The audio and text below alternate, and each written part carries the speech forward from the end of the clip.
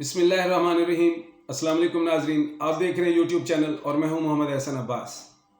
اونٹ کس کروٹ بیٹھے گا، میرے ملک میں الیکشن ہوں گے یا میرے ملک میں دوبارہ اسمبلیاں بحال ہو جائیں گی، اس کا فیصلہ تو عدالت کرنے والی ہے انشاءاللہ 1 اور 2 دن میں۔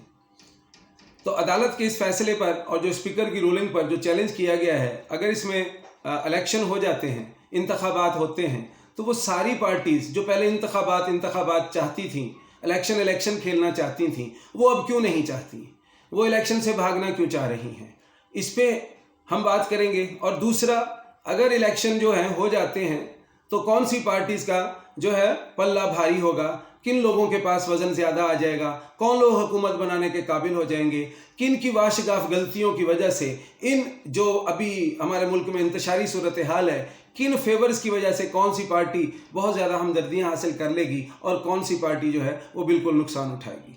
یہ تھوڑا سا آپ کے سامنے ہے کہ اگر الیکشن ہمارے پاس پوری حکومت ہو جاتی ہے 5 سال کی تو 60 دن میں الیکشن کا ہونا ضروری ہے، اور اگر بریک ہو جاتی ہے تو اس میں 90 دن کا الیکشن کا ہونا ضروری ہے۔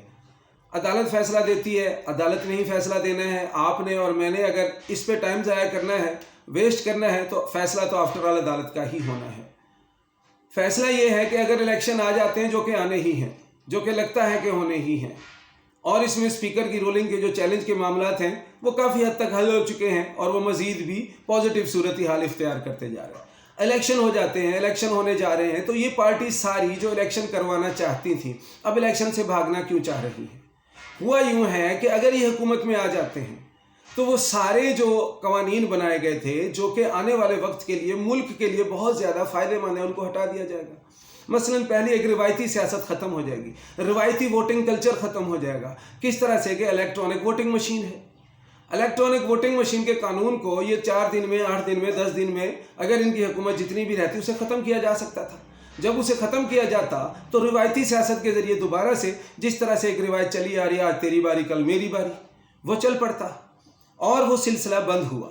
اس کے علاوہ دوسرا کام جو یہ نہیں کر پائے اوورسیز پاکستانیوں کا تھا۔ اوورسیز پاکستانیوں کو جو ووٹ کا حق دیا گیا، اس سے بھی عمران خان کی شہرت میں بے انتہا اضافہ ہوا۔ اوورسیز پاکستانیوں کی اگر تعداد آپ غور کر رہے ہیں تو وہ 80-90 لاکھ تک چلی جاتی ہے، اور ان میں زیادہ تر لوگ وہ لوگ ہوتے ہیں جو ووٹنگ کو یوز کرنا پسند کرتے ہیں، اور یہ وہ ان کو عمران خان نے حق دیا ہے کہ آپ پاکستانی، آپ جہاں پر بھی ہیں پاکستانی ہیں، اور اپنی سیاست میں پاکستان میں اپنا حصہ ادا کر سکتے ہیں۔ تو سوچئے کہ وہ کیسے عمران خان کے خلاف ہوں گے؟ جب حق ہی ایک شخص نے دیا ہے تو ووٹ بھی اسے ہی ملے گا۔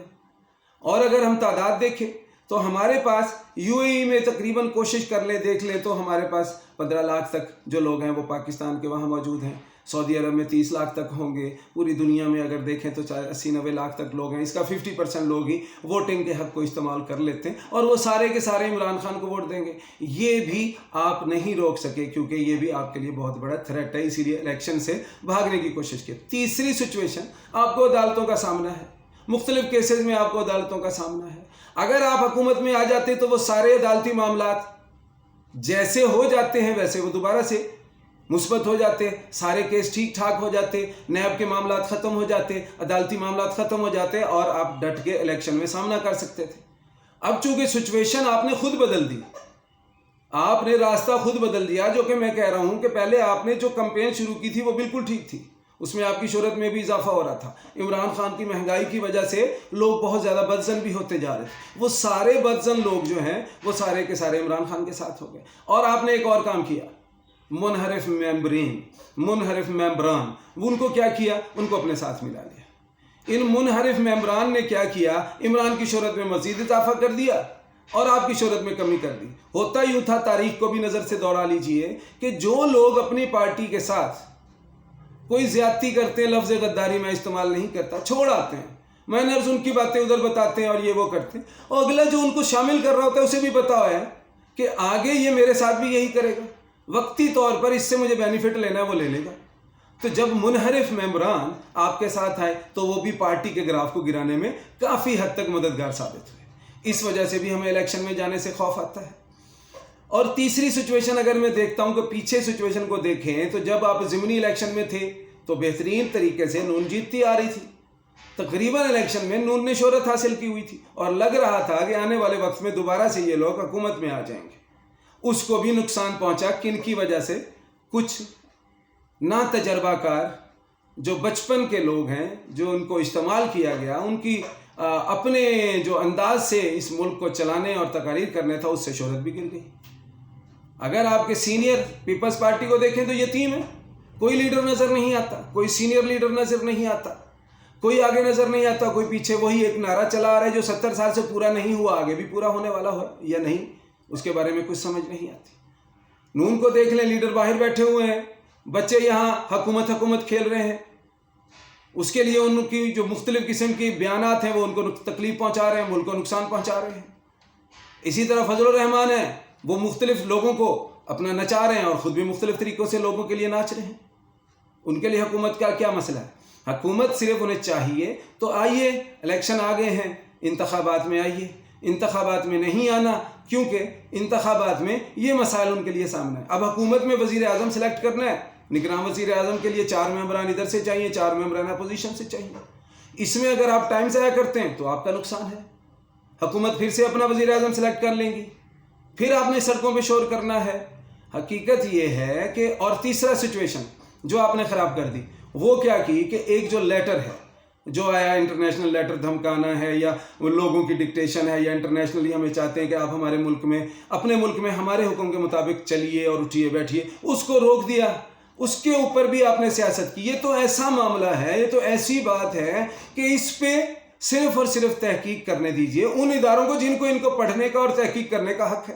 آپ نے اس کے بارے میں بیانات دینا شروع کر دیے کہ اس کی گرافکس چینج کی گئی ہے، اس کے الفاظ بدلے گئے ہیں، اس کو خود بنایا گیا ہے. آپ سوچیں آپ ملک کے لیے کیسی باتیں کر رہے ہیں. یعنی میرے ملک میں میرے ہی لوگ ایسے ہیں جو آپ کے غیر ملکوں کے نام سے خط لکھتے ہیں اور اپنے ملک سے ہمدردیاں دیتے ہیں. آپ نے لوگوں کو انٹرنیشنلی بتایا کہ میرے ملک میں ایسے برے وزیر اعظم پائے جاتے ہیں، ایسے لوگ پائے جاتے ہیں، ایسی ایجنسیاں پائی جاتی ہیں، ایسے تحقیقی ادارے پائے جاتے ہیں جو خود ہی آپ کے نام سے لیٹر بناتے ہیں اور پھر ہمارے ملک میں اسے استعمال کرتے ہیں. یعنی میرے ملک کی آپ نے گواہی دی خود بیٹھ کے بغیر تحقیق کے.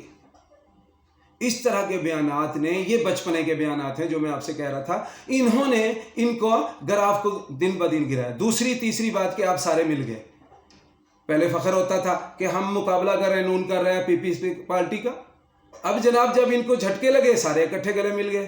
سارا دن وہ ویڈیوز آپ کی سوشل میڈیا پہ چلتی رہتی ہیں جن میں آپ نے مختلف ٹائم میں ایک دوسرے کو گالیاں دیں، ایک دوسرے کو برا بھلا کہا، گھسیٹنے لٹکانے اور یہ وہ، اور اس کے بعد پھر آپ کو جو ہے گلے ملتے ہوئے دکھایا جاتا ہے.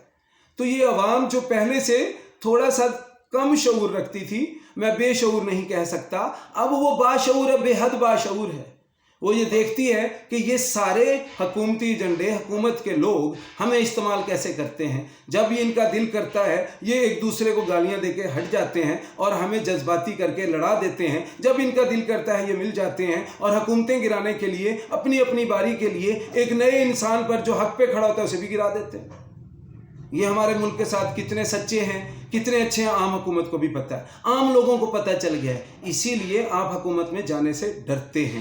فضل الرحمان صاحب کو لے لیجئے. فضل الرحمان صاحب کی پوری ہسٹری میں آج تک حکومت کا کچھ بھی نہیں آیا. صرف اسی گیم کا حصہ رہا ہے کہ فلاں حکومت گرانے میں یہ سب سے آگے، فلاں حکومت گرانے میں یہ سب سے آگے، فلاں حکومت کے خلاف کھڑے ہونے میں سب سے آگے. جب ان کو کوئی بہترین وزارت دے دی جاتی تھی، ان کے لیے کوئی کمیشن والے پروگرام کر دیے جاتے تھے تو یہ خاموش اختیار کر لیتے تھے، اس حکومت کے ساتھ دوبارہ ہو جاتے تھے. پھر آپ نے ایک اور واشگاف غلطی کی، آپ نے ایم کیو ایم کا ساتھ ملا لیا.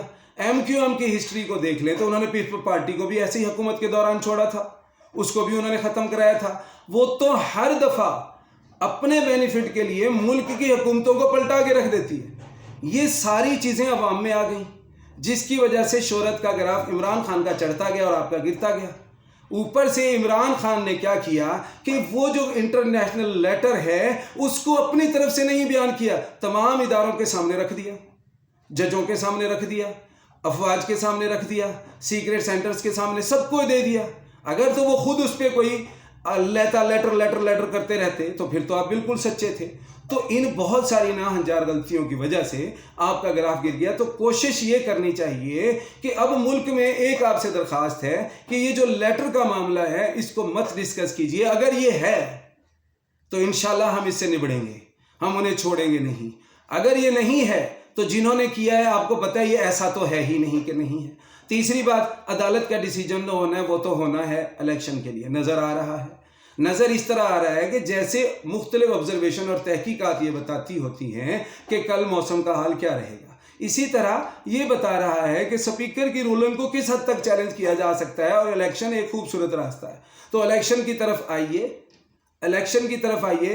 और ये जो इल्ज़ाम तराशी हैं, जो मुल्क को गिराने के लिए आपके मुख्तलिफ बयानात हैं, जो लेटर के ऊपर आपने बात की, इस बात के ऊपर मुझे बड़ी आपसे दरख्वास्त है कि इस चीज़ों को इंटरनेशनली अपने मुल्क में अपनी सियासत अपने नाम के लिए इस्तेमाल मत कीजिए। अगर ये सच है तो कह दीजिए कि हम आपको नहीं छोड़ेंगे, क्योंकि हम अपनी खुद मुख्तारी पर किसी को भी ज़रब लगाने का हक नहीं देते। इस चैनल का ख्याल रखिएगा, चैनल को सब्सक्राइब कीजिएगा। आपको हमारी बातें अच्छी लगी हों तो शेयर ज़रूर कर दीजिएगा, ताकि मेरी कौम, मेरी अवाम जो ये पार्टी खेलती है, पार्टी मत खेलिए, हक पे आइए, हक पे आइए। इस मुल्क की खातिर जो अपनी जान लड़ा रहे हैं, इस मुल्क की खातिर जो लोग सच पे खड़े हैं, उनका साथ दीजिए। सबको नज़र आता है, हम सब बाशऊर हैं। अल्लाह ताला हम सब का हामी नासिर हो।